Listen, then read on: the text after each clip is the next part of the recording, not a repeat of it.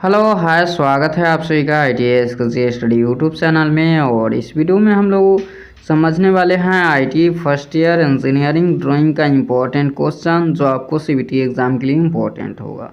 देखिए, ये जो क्वेश्चन है आपका जो DGT अपडेट किए हैं क्वेश्चन को लेकर के, जो आपका DGT जो है यहाँ पे DGT अपडेट किए हैं वही आपका क्वेश्चन है। पहले भी हम क्वेश्चन ला रहे थे बुक में से क्वेश्चन जो है, बट यहाँ पे स्टूडेंटों का डिमांड है कि नहीं, DGT जो अपडेट किए हैं उनको आप लाइए और उसको आप समझाइए वही क्वेश्चन को।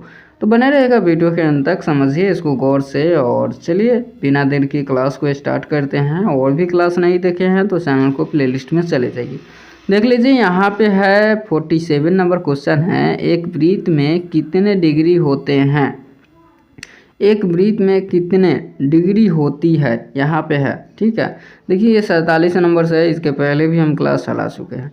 देखिए एक वृत्त है, देखिए यहाँ पे आप लोग समझिएगा। ठीक है, एक समझिएगा आप लोग, एक वृत्त में कितने डिग्री होते हैं, होती है।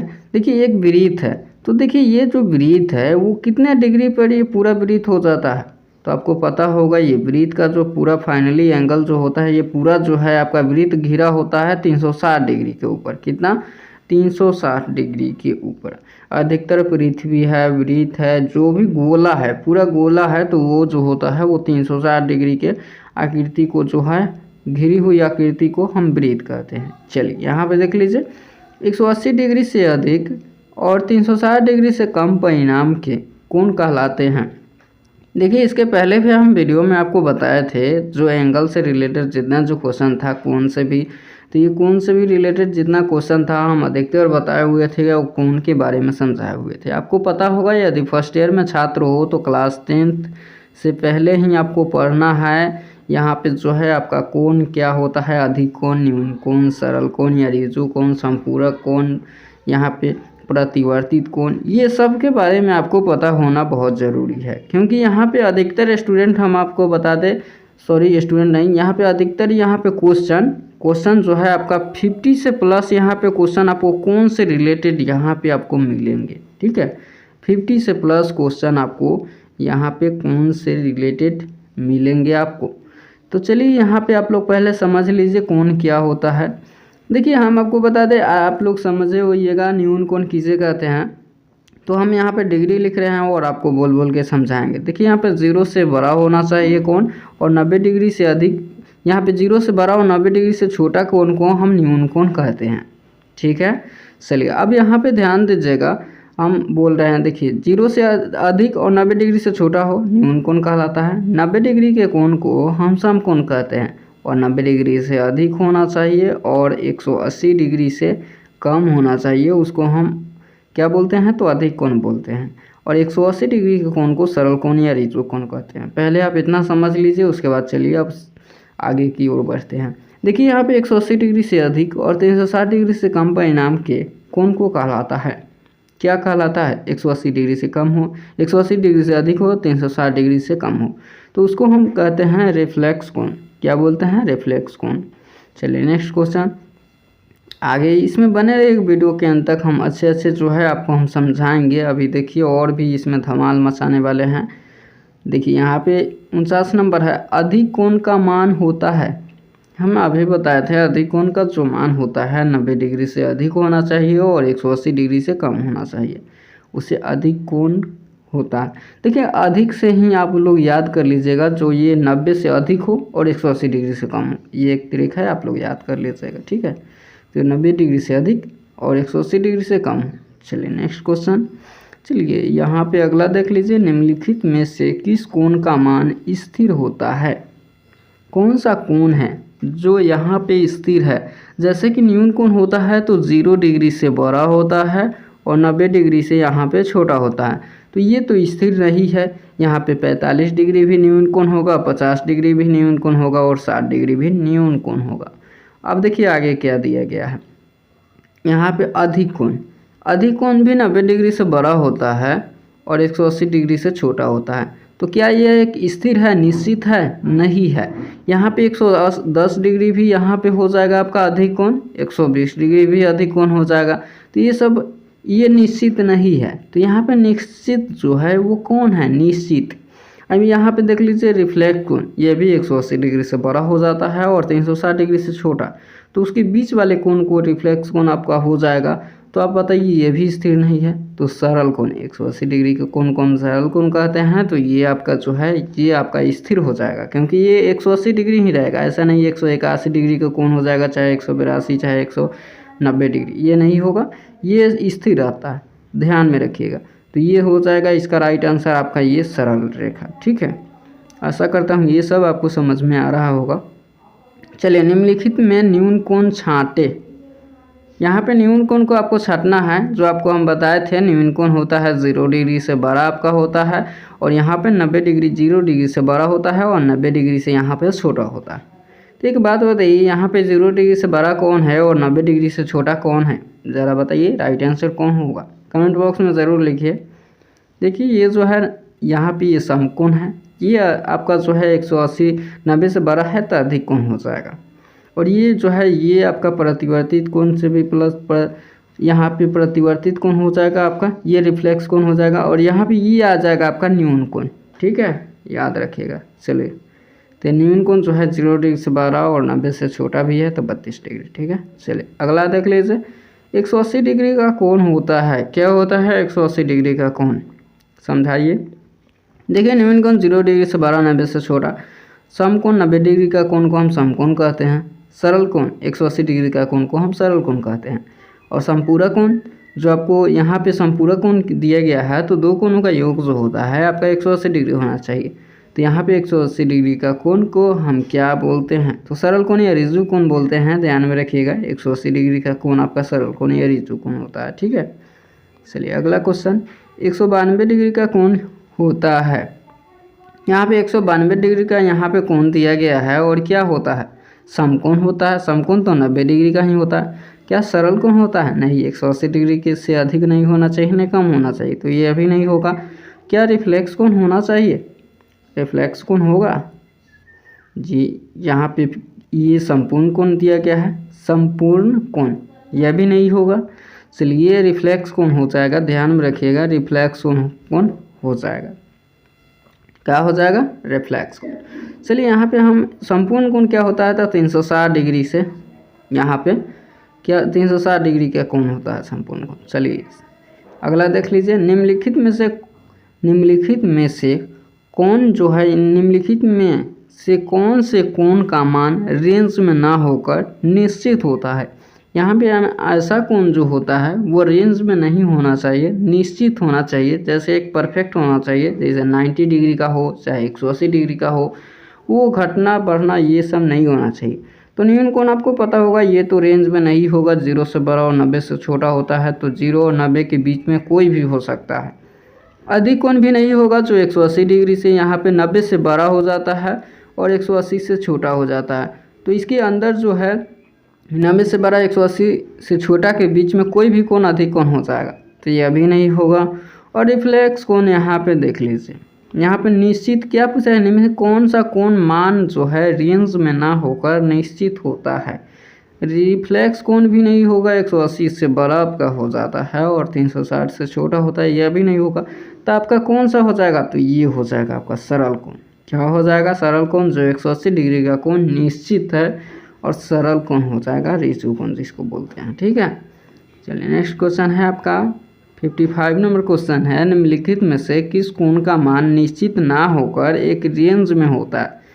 पुनः यहाँ पे निश्चित ना होकर एक रेंज में होता है। अब यहाँ पे निश्चित नहीं होना चाहिए, जैसे 90 डिग्री होता है ये नहीं होना चाहिए, नहीं ये 180 डिग्री होता है ये परफेक्ट नहीं होना चाहिए, निश्चित नहीं होना चाहिए एक रेंज में। जैसे यहाँ पे 0 से बड़ा 90 से छोटा के बीच कोई भी हो सकता है, तो यहाँ पे जो है रेंज में दिया गया है। लेकिन ऑप्शन पर आपको ध्यान देना है, यहाँ पे अधिक कोण यहाँ पे दिया गया है, क्या यह रेंज में होगा, जी हाँ 90 से बड़ा है और 180 से छोटा है, ये आपका रेंज में हो जाएगा। ठीक है, 90 से बड़ा जितना जो कोण होगा वो 90 से बड़ा और 180 के बीच में जितना कोण हो जाएगा आपका रेंज में हो जाएगा, और वो भी जो है ये अधिक कोण आपका हो जाएगा। समकोण ये रेंज में नहीं होगा क्योंकि ये परफेक्ट है, 90 डिग्री का ही कोण होगा समकोण। सरल कोण भी 180 डिग्री का होगा और यहाँ संपूर्ण कोण भी 360 डिग्री का होगा।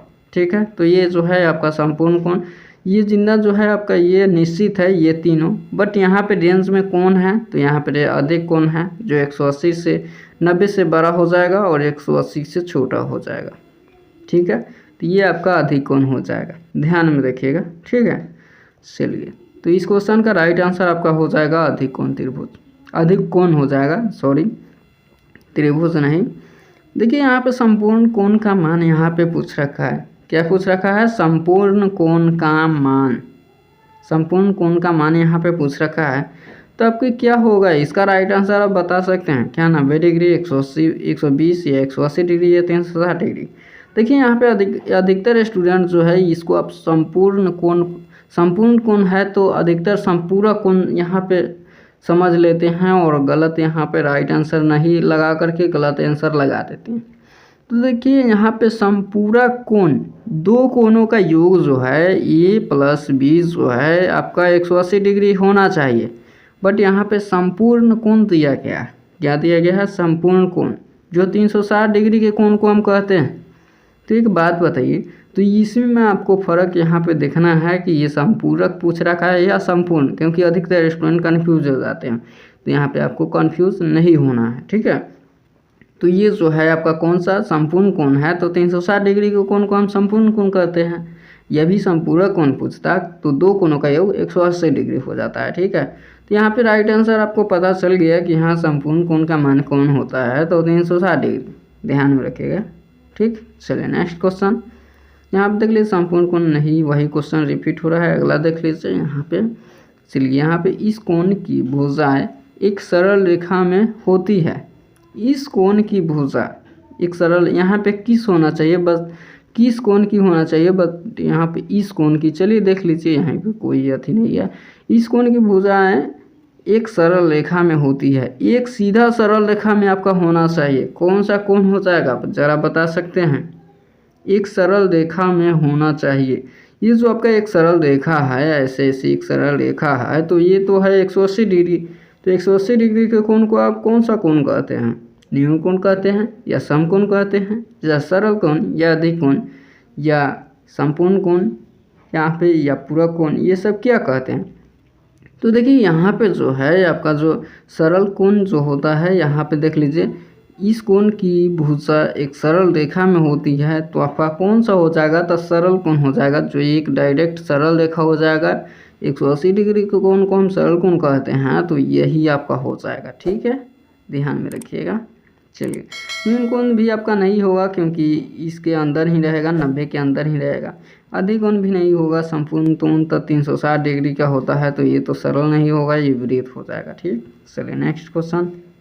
चलिए 72 डिग्री के कोण को कोटि पूरक कोण होगा। देखिए यहाँ पे कोटि पूरक कोण पूछ रखा है, जो आपको पता होना चाहिए, जो दो कोणों का योग जो है यहाँ पे ए प्लस बी जैसे कई है, दो कोणों का योग आपका होना चाहिए 180 डिग्री।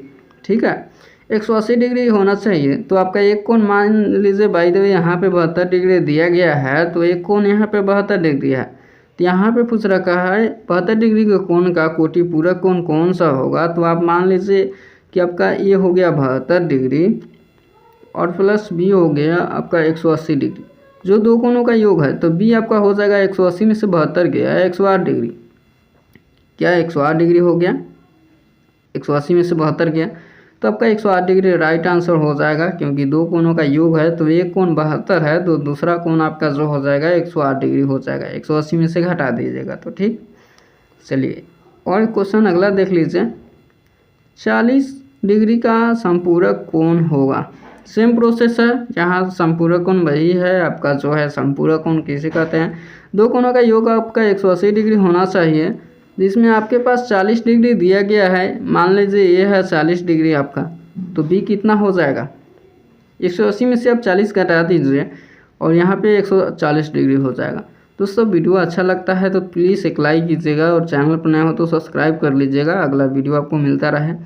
देखिए यहाँ पे अगला क्वेश्चन देख लीजिए, तो इसका क्वेश्चन कौन सा हो जाएगा, इस क्वेश्चन का राइट आंसर 140 डिग्री हो जाएगा। ठीक है, यहाँ पे चलिए अगला क्वेश्चन, वृत्त की परिधि पर स्थित दो बिंदुओं को मिलाने वाली सरल रेखा कहलाती है।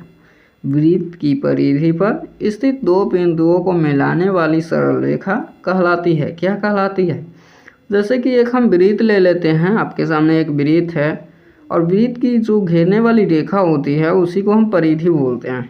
ये जो घेरते हैं आप लोग इसको, इसी को हम परिधि बोलते हैं। ठीक है, जैसे कि हम एक वृत्त बनाते हैं तो ये जो वृत्त को घेर रही है इसको हम परिधि बोल दिए। ठीक है, ये जो गोला है इसको, जो लाइनिंग है इसी को हम परिधि बोलते हैं, इसको हम बोलते हैं। ठीक है, ये जो आपके सामने गोल गोल परिधि है। ठीक है, चलिए परिधि पर स्थित दो बिंदु है। ठीक है, जैसे कि एक आपका बिंदु ये है और एक आपका बिंदु ये है, एक बिंदु ये है, एक बिंदु ये है।